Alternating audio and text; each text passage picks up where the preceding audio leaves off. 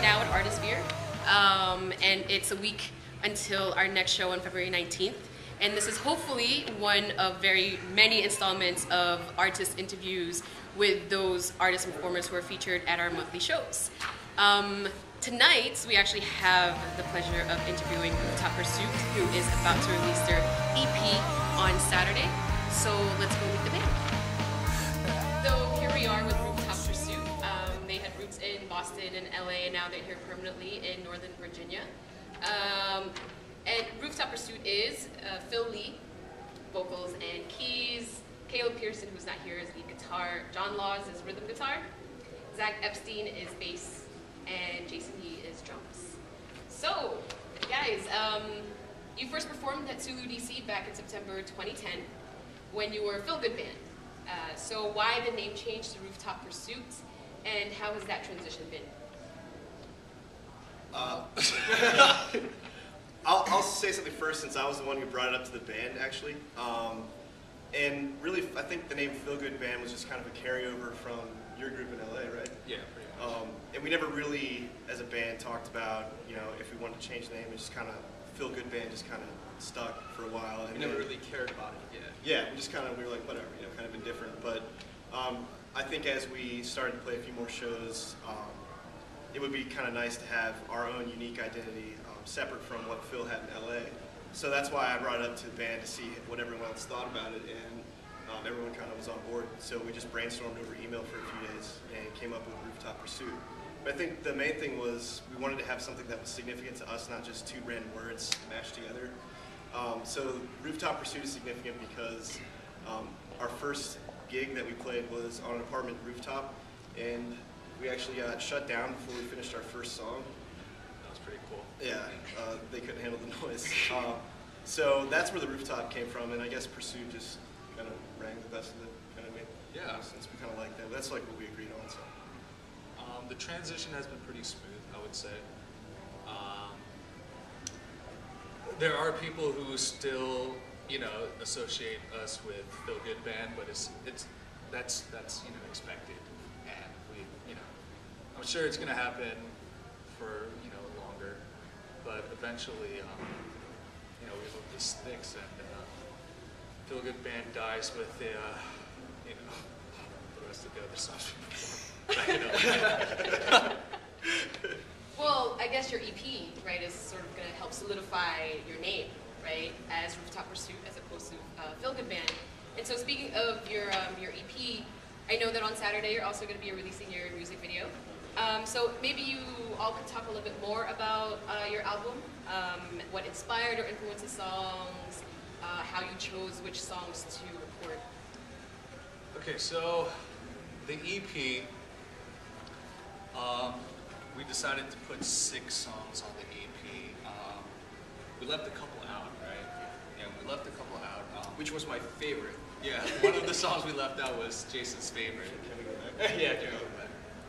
It's the reason why we left it out. No, but we left it out, and we just felt that these 6 songs kind of represented our style. Music styles, yeah. I feel like each of the songs that are on the EP are there because they were the ideas that kind of came together the easiest and the fastest for us whenever we were working on something.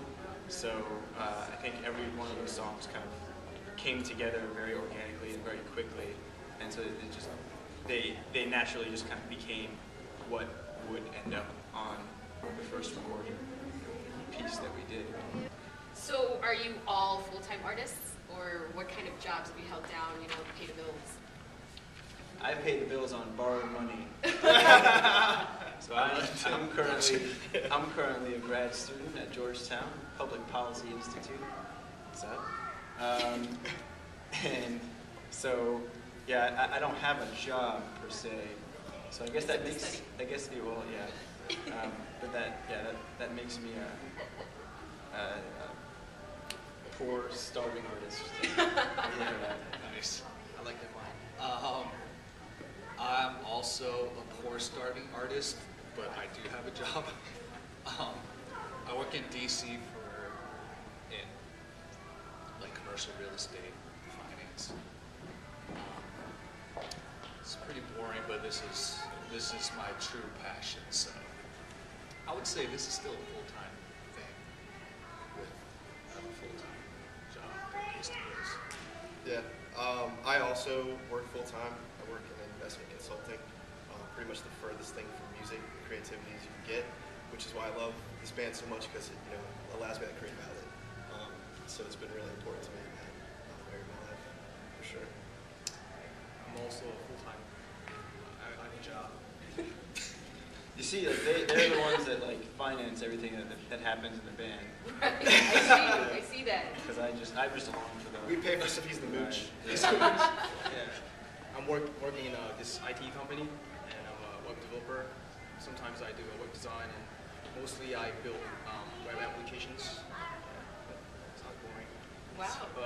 But this is where I focus on my life. It's so interesting the range that you all have, in terms of your day jobs or your focuses outside of music, yet it's the music that really binds you all together, right? So I actually had a question for Phil and Jason specifically. Sorry. So do you, both of you, identify as Asian American artists? And if you do, then sort of what does that mean for you? And considering sort of the rise of a lot of these Asian American artists into mainstream, like Bruno Mars and Far East Movement, like how do you guys feel about that?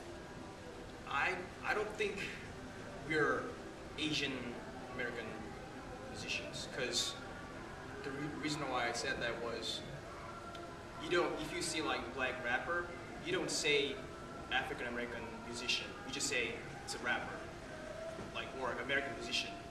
I think it applies same to us. Yeah, ethnically, I would say, we are Asian American musicians, but, that same, that same category, I guess, is the same reason why there's not much success with our ethnicity. Besides Far East Movement, Bruno Mars, like for Bruno Mars, like most people identify him as Hispanic, I would say. Far East Movement, I feel like it's really the Asians that know him, or know them as Asians, and everyone else, it's kind of like, I have a bunch of friends like who are not Asian that don't know that Far East Movement is Asian. They just know the song. Yeah, they just know the songs. Fly like a G6. Okay. Or Rocketeer. Right. But you get the point. But yeah, I mean, I definitely feel like it's a little harder for us to branch out. Well, Sulu DC has definitely been a big supporter of Rooftop Pursuit, featuring you guys at several shows since September.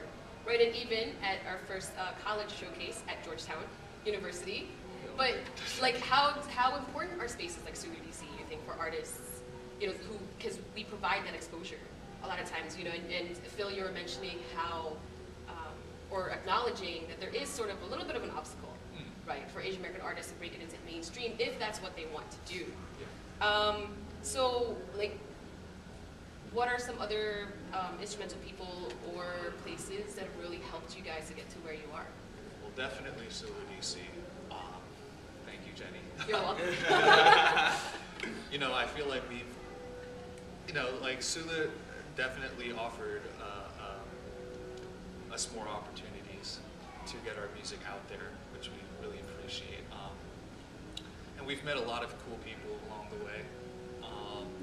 And I think it's very important that organizations like Sulu DC exist, because it gives artists, whether it's API or other ethnicities or any other musicians, really, it just gives us what's the word? Exposure to different types of people, different types of art, disciplines of art and stuff like that. So it's definitely important, and I just wish there were more stuff like that out there. I'll echo what Phil said. Like, it can be really difficult to kind of remain busy or on the stage playing, it's easy just to kind of practice all the time, and then you have all this space between gigs, and so it's great that like organizations exist that kind of regularly are out there just giving people an opportunity to put their whatever they're working on, be it music or whatever, just to kind of keep themselves motivated to get out there and perform, because they've got places to go, and they've got venues that are all over town, and organizations have to be there to put that stuff together. So it's crucial because it's very much a symbiotic relationship, right? Like people can sit in their rooms and practice and write whatever music they write or whatever art they do, but if they have no place to go with it, then it's kind of like wasted effort in a lot of ways. So. Do you guys have anything else to add to our Sulu DC audience who will be watching this video before the show? Just thank you for supporting us. Yeah. You know, thanks for coming out to all the shows. So thank you, Rooftop Pursuit, for being our guinea pigs here, being the first artist to interview. And we're all really looking forward to seeing you guys on Saturday. Yeah, same. So, and you can find them on Twitter at Rooftop Pursuit. Yeah. Your website is RooftopPursuit.com. and Facebook. Facebook, Rooftop Pursuit Music.